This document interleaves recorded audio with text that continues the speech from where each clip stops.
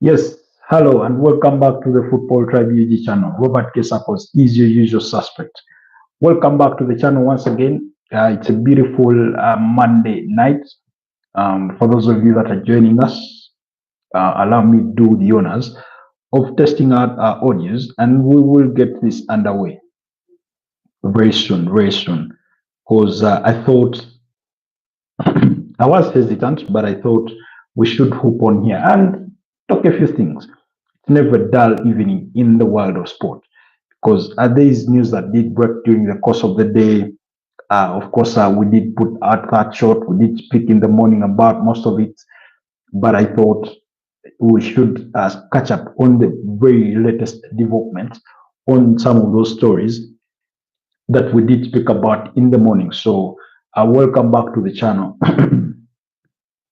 Today, I'm going to be waiting more on you for your questions, for your, engagement to sort of take us through, the course of this broadcast. But welcome back to the channel. Robert Kesakos is your usual suspect.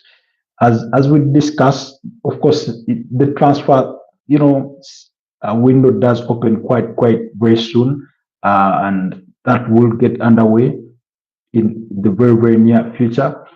Mm, Like I told you guys in the morning, the transfer window will open on June 1st for a period of about 9 or 10 days before, and then it will close on June 10th.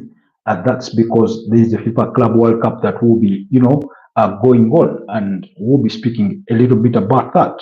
So, because of the FIFA Club World Cup that will be coming, that transfer window was brought to the early June to allow clubs that will be participating in that competition in the United States of America to, you know, sign themselves some players here and there, make some transfer deals before they head out as they head out to the tournament. And then it will close on the June 10th and then reopen officially uh, until June, until I think either late August or early September, thereabout. But welcome back to the channel. For those of you that are just joining us, kindly like the broadcast. Let's kindly let me know where you're joining us from. Do let me know if you have any questions whatsoever, and that kind of thing, So I'm interested in hearing from you more tonight as we discuss some of those things. Of course, in some of the news that has made the most headlines during the course of the day has been Carlo Ancelotti's appointment as head coach for the Brazil national team. That's all over the news. That's all over FIFA and that kind of thing. So that's what really is making the rounds out there. And as you will know, as you know, uh, Xabi Alonso is headed to Real Madrid, and that is there for us to also digest. And I think, yeah, here looking for, yeah. So do join me, like the broadcast if you're just joining us, and then of course, consider doing what? Subscribing if you're new to the channel as we get into today's conversation that has plenty for us to talk about. But more importantly, those main topics. I can see Truth Seeker. Well. How are you, Truth Seeker? Where are you joining us from? Do let me know where you're joining us from this evening or this night or this afternoon, depending on where your timelines are due of fall and that kind of thing. Do let me know down in the comment section. Uh, I really want to hear from you. And then, of course, there's so much going on. There's so much going on in the world of sport, especially in the world of football.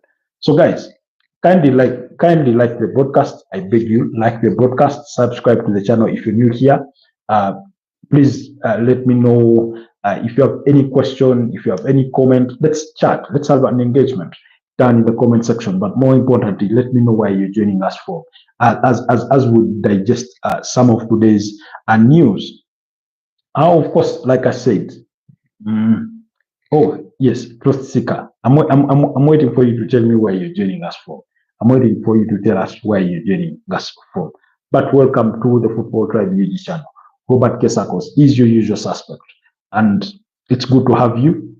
For those of you that were with us in the morning for the morning broadcast, much appreciated to have you back on the broadcast. So really, but like I said, the biggest news of the day has been Xabi Alonso being confirmed that he will be signing a 3-year contract with Real Madrid that will end at least will go until June 2028. Of course, two things are bound to happen once Xabi Alonso joins Real Madrid. Either he's a success, an instant success, or he fails and he gets the sack, because Florentino Perez is not that very patient man, or Real Madrid is not the team, the club where you go and ask for a lot of patience. Instant success is often their aim. And when you look at the kind of team that they've tried to build over the last couple of years, bringing in Kylian Mbappe, of course, at the start of this season, Vinicius Junior, Rodrigo, Jude Bellingham, those kinds of investments are the ones that tell you the kind, Aurelio Tchouameni, Eduardo Camavinga, are the kind of things that tell you where or how fast they want to fast track their, continued success and that kind of thing. So, like I said, the major news on the day was Carlo Ancelotti being announced as the head coach for the Brazil national team and is expected to start official duties on May 26th. That is after he will be leaving Real Madrid at the end of the season after the final 3 games of the Spanish La Liga. That's the expectation. I can see Emma Belson is joining us back from Luton Town. That's UK. Hi, Emma. Welcome back to the channel. That's, I didn't forget you, Emma Belson, from Luton, United Kingdom, a Liverpool fan. And yeah, he's joining us from there. It would be nice if it does tell us what's happening down there in the UK. Maybe he can give us more news about what really transpired at Anfield over the weekend as Arsenal, forced them into a 2-2 draw, and maybe he can tell us about the Bulls, what he felt or what he thinks about Alexander Trent-Arnold being booed by a section of the fans, while others were, sort of clapping for him or showing their applause to him. So, Emma Belson, please let us know down in the comment section what your opinions are for that. But as far as the Carlo Ancelotti news goes, this is what at least we did have on the day, that Carlo Ancelotti will be the new Brazil head coach.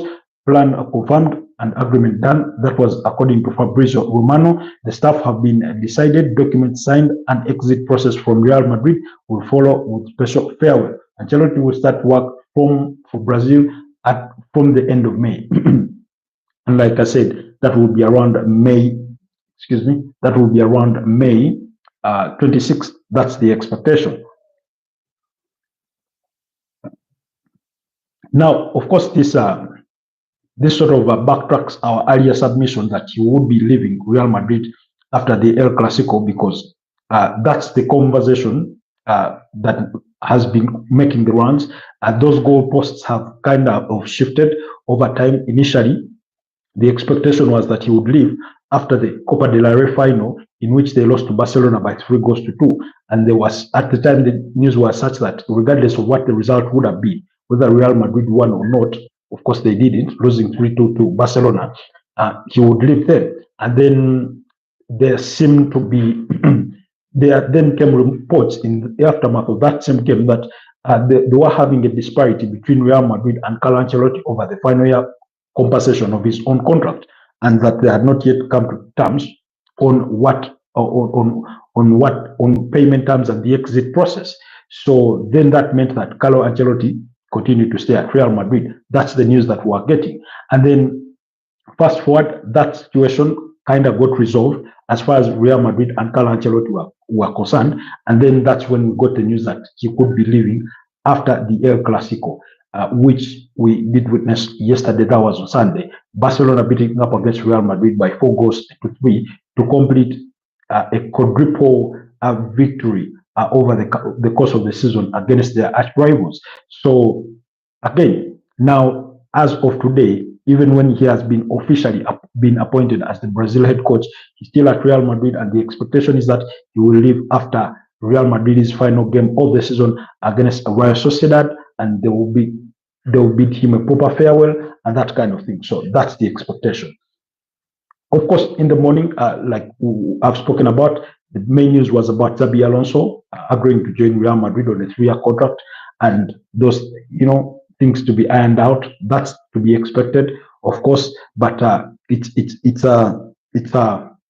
now publicly known. The question about Xabi Alonso is whether there are some players, maybe one or two, that he could want to walk out of Bayer Leverkusen with to join him at Real Madrid. And for me, I think if you were to ask me, I think one of the players that would be top of that list would be Florian Wirtz, because very, very good player. 10 goals, 10 assists in 29, German Bundesliga games is quite a very decent goal contribution. However, it then begs the question of how he fits into that Real Madrid team alongside Jude Bellingham, when you have an Adagula also coming up in that kind of sense, because he prefers to play as a 10 or as an attacking midfielder, which is where Jude Bellingham has been placed to play. And then you have an Adagula, that young Turkish guy, very, very decent ball player. So it begs that question, and maybe that's not the deal. And then Real Madrid, of course, need a left back. They do need a right back, but for a right back, they are going to go with Alexander Trent-Arnold. We spoke about him in the morning, that Real Madrid want to pay Liverpool at least £1 million to let Alexander Trent-Arnold out of his contract much earlier than the contract really ends. Because remember, usually player contracts end on the 30th of June. So because Real Madrid have to play in the FIFA Club World Cup, they are sort of trying to negotiate with Liverpool that the player be let out of his contract before June 30th, so that they can make him part of their squad for the FIFA Club World Cup. So that conversation is also ongoing. And then they also need a left back, because I do not think Fran Garcia will cut it for them, at least as far as the competitive level is concerned.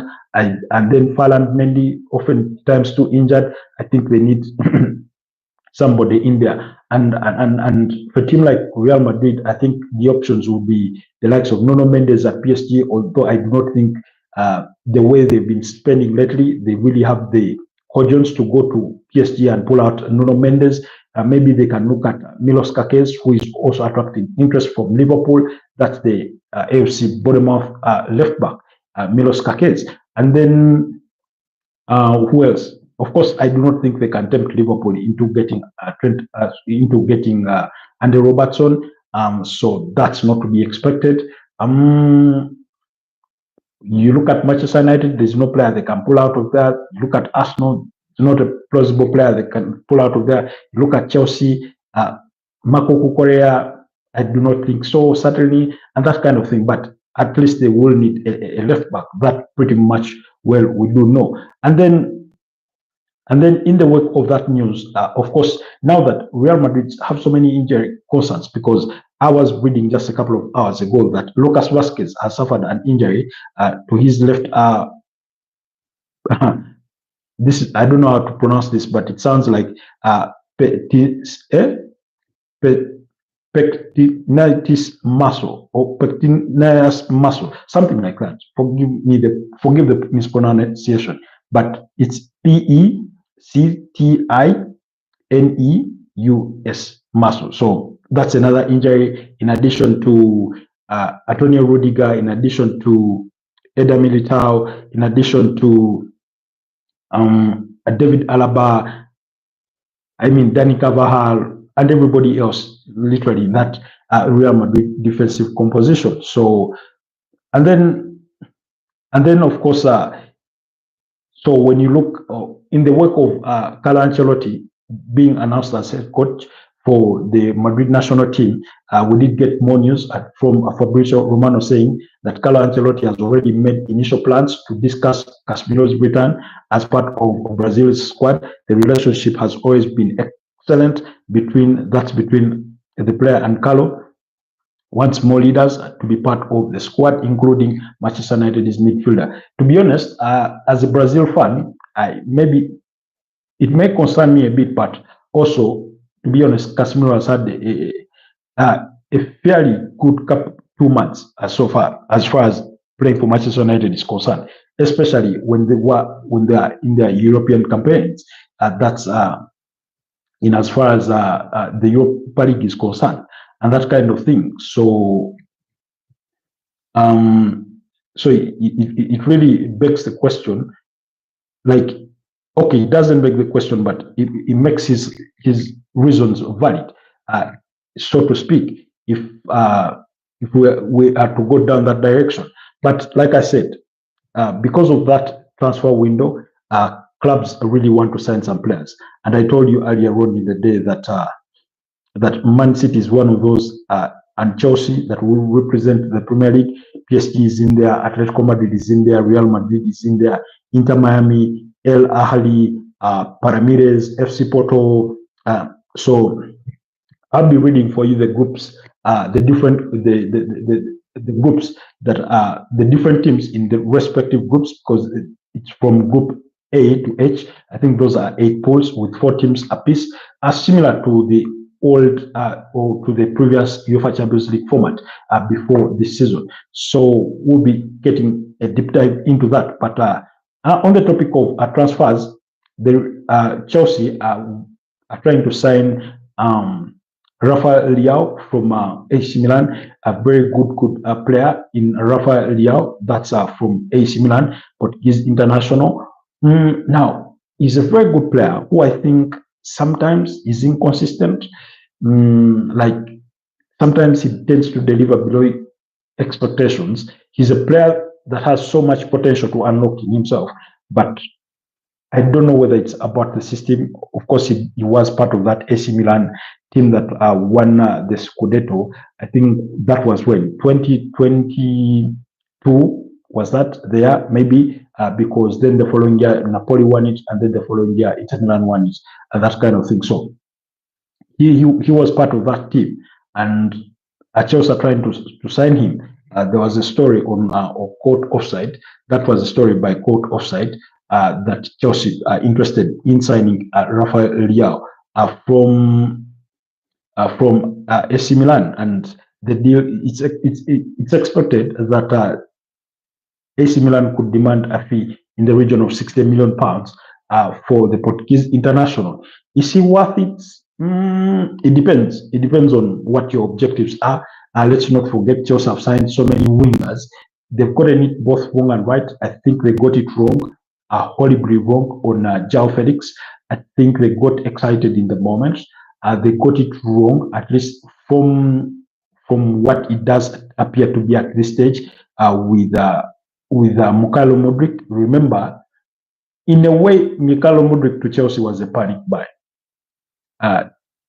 Everything was all over Arsenal, and then Chelsea swooped in the better offer, and they took him for 100 million euros from Shakhtar Donetsk. Ever since then, he's not even been the shadow of the player that he was at Shakhtar Donetsk. He's not been that.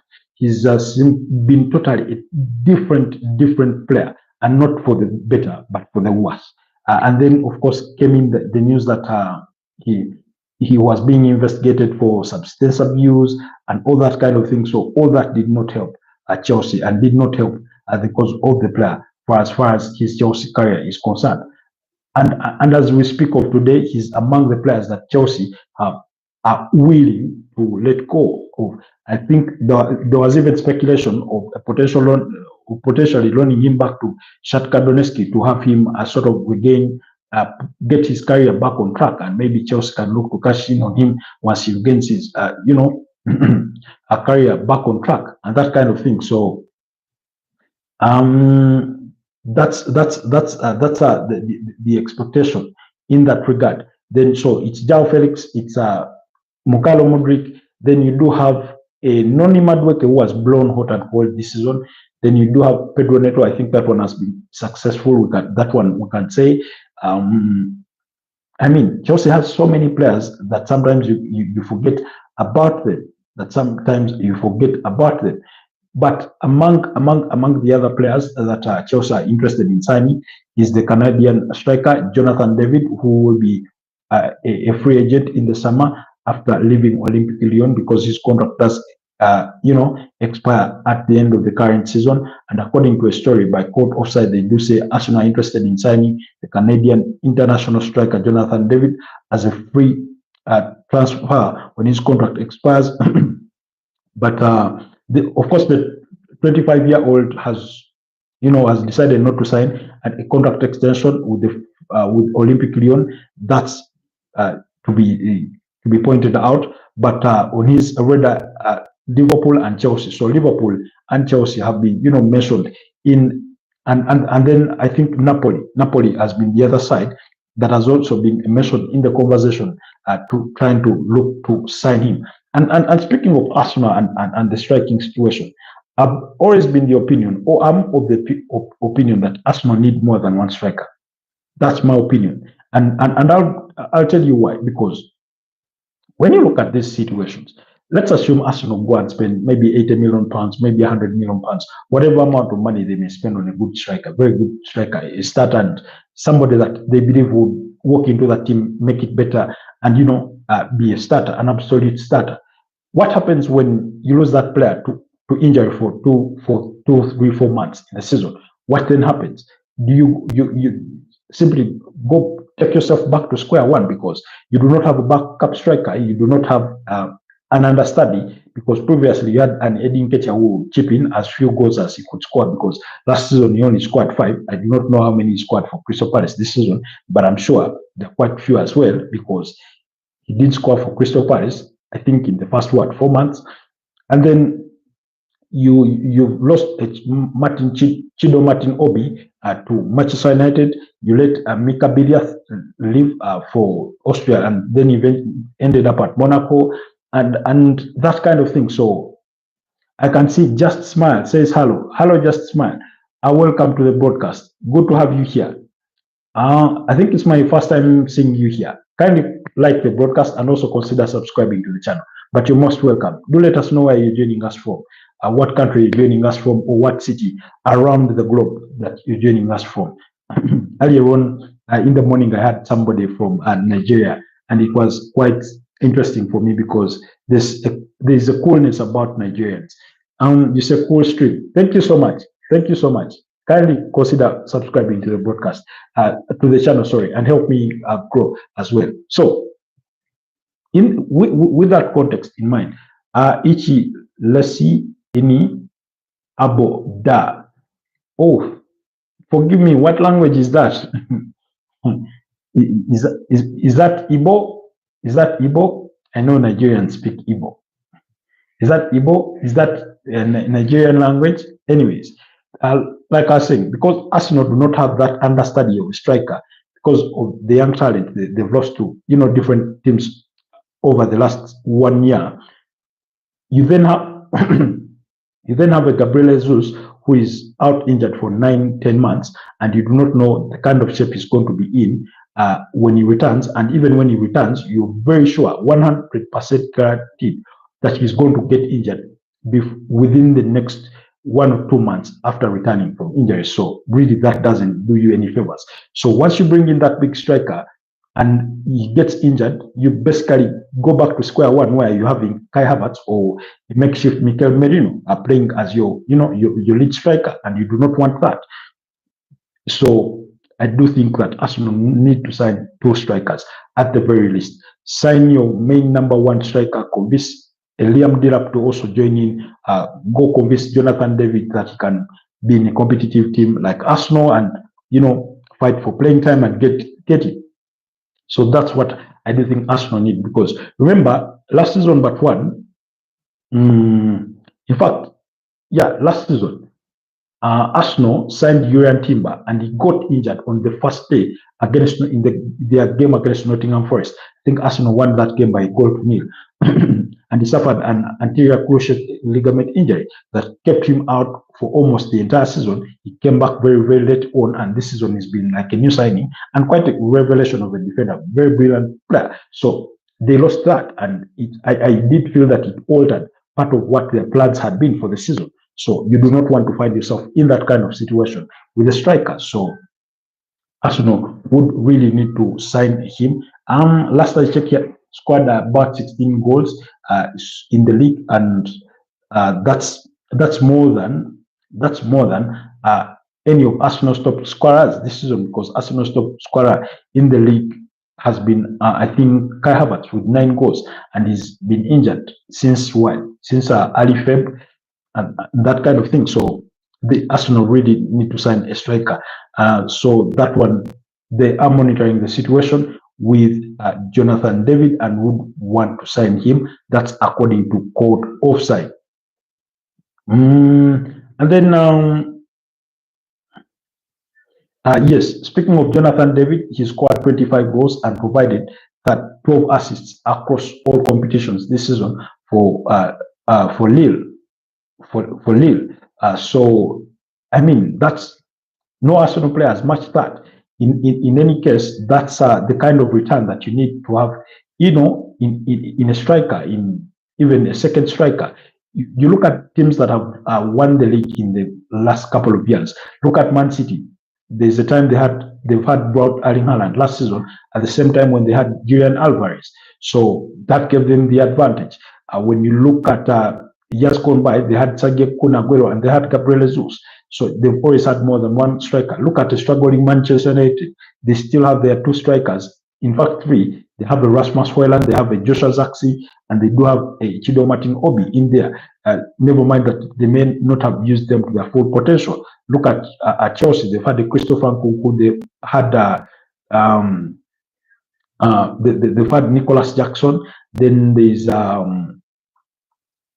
there's Tariq George in there. There's is it Mark something in there as another striker. So they really do have the numbers. They really do have the numbers. So look at a team like Aston Villa. I mean, they have the numbers. They've had Oli Watkins. They have Marcus Rashford. They have Daniel Mullen. So look at Newcastle. They have their Alexander Isak. They do have their Callum Wilson, and that kind of thing. The boys is saying Messi or Ronaldo. It depends on what way you slice it. Both very, very great players. Messi, I believe, is more naturally gifted than Ronaldo, and then I think Ronaldo is more hardworking than Lionel Messi. Both very good players. If I had to choose one for one game, I think I would start with Messi. Without any biases for Ronaldo, I think Messi, I mean, with his feet, is just a different player. But Ronaldo also offers you pretty a lot that you can rely on in any game. So, I mean, that's a debate that the boys, where are you living? The boys, where are you living? Let me know where you're joining us from. At least do that. And also, before you sign, you leave, at least kindly like the broadcast and also consider subscribing to the channel before you sign out. You say Ronaldo is better. I mean, I wouldn't disagree with you because that's your opinion that Ronaldo is better. I mean, I do understand that. For example, I'll give you one fact before you sign out that I believe Ronaldinho Gaucho is the best player ever. That's my opinion. That's my belief. Even after watching Messi, even after watching Ronaldo, even having watched Ronaldo Nazario da. Of course, I didn't get the chance to watch Diego Maradona and Pele, maybe the Stefan Effenberg, Gerd Müller, and all the others. But I do believe Ronaldinho is the best of all time that I've watched. So it's a subjective opinion that you believe Ronaldo is better, and I agree with your opinion. That's your school of thought. But like I said, both great players. But for me, the one that edges it would be Lionel Messi. That's my belief, and I hope you do appreciate my opinion just as much as I appreciate your own. But kindly consider liking the broadcast and also subscribing to the channel before you sign out. But much appreciated for having you here. That is the boys for having you on the channel. It's the kind of debate that really divides people in the world of football. But when you come from an objective place, which I believe I do, without any biases whatsoever. I do believe they are all great players. I do believe they all have their unique qualities that make them different.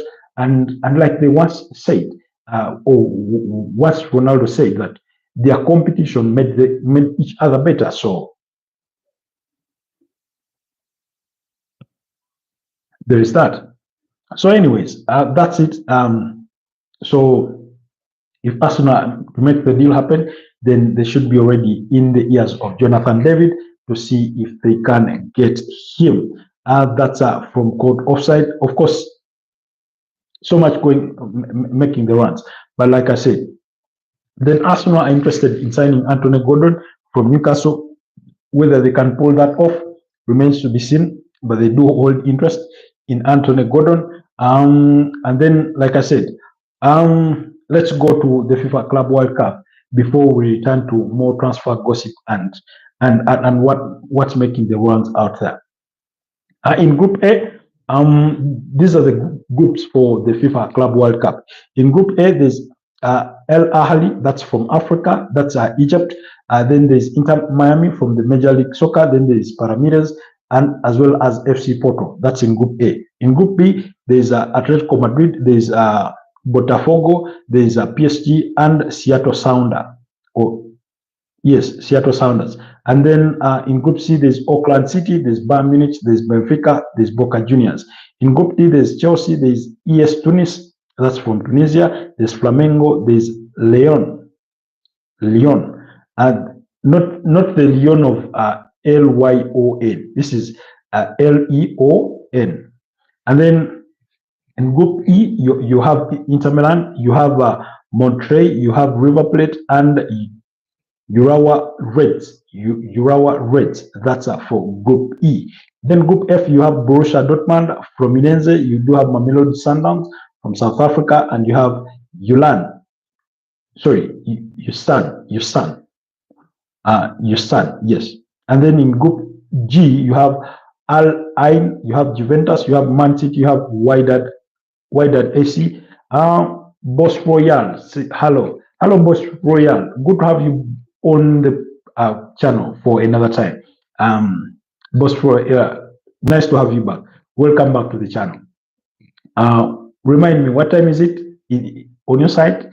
Remind me. Unfortunately, we lost our colleague Emma Belson. He hooked on here and ran away quickly. I do not know why. Maybe he's a bit engaged. And then to conclude the group stages is in Group H is Al Hilal. That's from the Saudi Pro League. Then there's Pachuca. Then there's Real Madrid and RB Salzburg. It's 9:30 p.m. For us, it's approaching 11:30. It's approaching 11:30 p.m. That's East African time. But good to have you. So now, because of that, FIFA Club World Cup engagement, that's why you have an early opening of the transfer window, and those games will kick off on the 15th of June until the 15th of July, more like the World Cup schedule. It's going to be a 1-month competition, and that's, like I said, the transfer window will open on June 1st until June 10th, and then it will close, and then we'll open on June the 16th to allow these clubs make a bit of business before they sign out. Now, again, I think it's going to be a bit of a challenging start to the season for some of these teams, especially if a team does not have a very broad squad, and albeit most of the teams in here are the kind of teams that can afford having a very broad squad, because you're going in the FIFA Club World Cup on the back of a very lengthy season, regardless of what you may have achieved or not achieved out of it, and then compete in the FIFA Club World Cup, which, for example, if you do reach the final, of course, the monetary value attached to it is all worth it, but you then conclude the campaign on July the 15th. That means you basically have at least 1 month prior to the start of the following season, depending on what league you play in.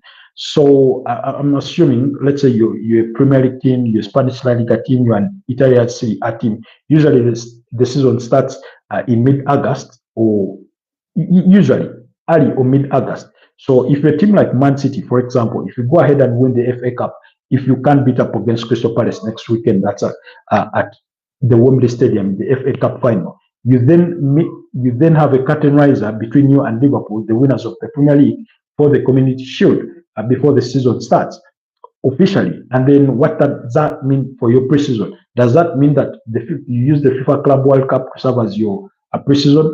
Brian Z says hi. Hi, Brian Z. How are you? Welcome to the broadcast. I'm very glad to have you on the broadcast. Kindly like the broadcast and also consider subscribing to the channel if you're new here. But also, if you have any questions, do not hesitate to leave them down in the comment section. Or if you have any topic you wish us to discuss as far as football is concerned, do not hesitate to put it forward. If we can discuss it now, we will discuss it. And if it's a question that needs a bit further digestion, then we can always come back to you in a special broadcast. But like I was saying, so if you're a team like Chelsea, if you're a team like Man City, if you're a team like Paris Saint-Germain, if you're a team like Real Madrid, Atletico Madrid, Bayern Munich, and all these teams, FC Porto, name it all, do you then use, because I mean, basically there's no rest, because at the end of the day, I feel that players are going to need to have a bit of a break, which is the summer break. So what you do if you advance in the competition so far, especially you reach the quarterfinals, you reach the semis, and maybe the finals, what does that leave you?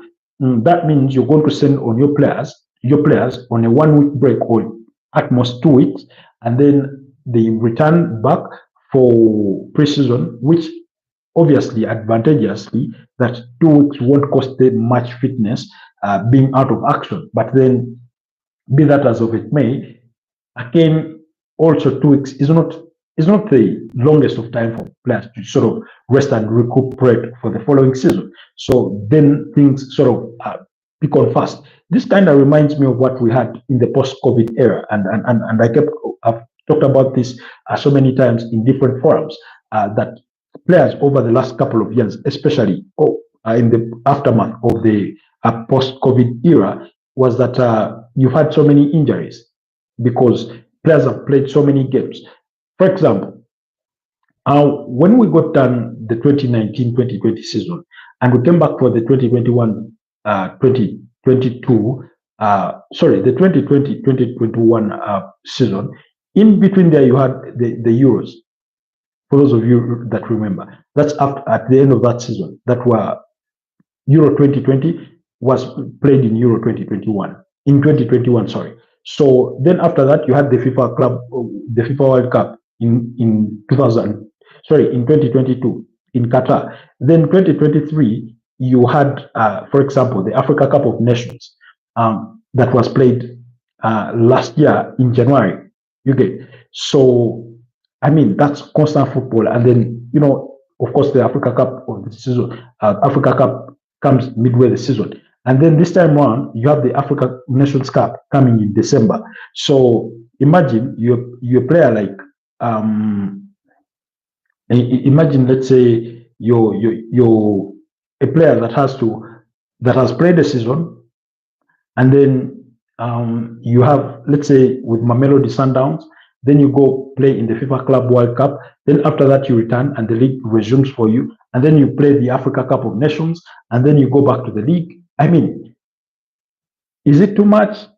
However much well paid these players are, you get the feeling that it does become too much at some point. And maybe it's cause for concern. It's something that we need to ponder about. But also, not so long ago, Karl-Heinz Rummenigge, one of the Bayern Munich bosses, did say that players ought not to complain about the volume of matches that they have to play. Why? Because, and I sort of agree with him on this one. I do think that players have sort of sold their freedom for money, because for their working active career is, let's say, basically anywhere between 20 to, let's say, 30 years. That's if you've played from the age of, let's say, 14 and to about your late 30s and thereabouts, and you've been actively playing in a very big league or reasonable league where you're getting well paid. So because they're demanding so much wages or high wages, as well as their agents asking for high agency fees, clubs have resorted to signing up for more competitions and more, games to play to try and raise money. Because where does the money come from? Through the commercials, through the TV rights, the broadcast rights, through the sponsorships, and then the fans coming to the stadiums to watch them play. So that way, for clubs to be able to afford those exorbitant, agent fees and then the high wages for these players, they have to have them play more games. And that is part of why we have the expanded UEFA Champions League format that includes now up to 36 teams. You play 8 games instead of 6 games at what would be like the group stages. And then you have a sort of a belt of a playoff stage in there, and then you go to the round of 16 and that kind of thing. That was sort of also engineered to try and sort of kill the dream of a European Super League that had been brokered or started by the likes of Barcelona, Real Madrid, Juventus. Of course, Chelsea had been invited, Arsenal, AC Milan, and all some of the other big teams across Europe had been invited to the competition, which ended, I think, in the arbitration for Court of Sport. And I think it was ruled that clubs were well within their right to set up their own competition if they showed deemed fit, and UEFA had no standing on that. So, anyways, that kind of conversation. So, do let me know what your thoughts are or what your perceptions are. But that's what I kind of envision. The advantage maybe about the FIFA Club World Cup or the new format of the FIFA Club World Cup is that it will be played every after 4 years. So, and that will sort of give teams a bit of a gap, unless apart from doing away with the old format that has been played sort of every year. And the current holders, of course, are, I think, Man City. Yes, Man City.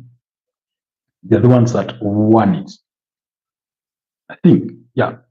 Anyways, because they won it in 2024, that is after winning the UEFA Champions League in 2023. So Real Madrid were supposed to play the FIFA Club World Cup this year after winning last season's UEFA Champions League, but because the format has changed, then they didn't get to play that. So that's why.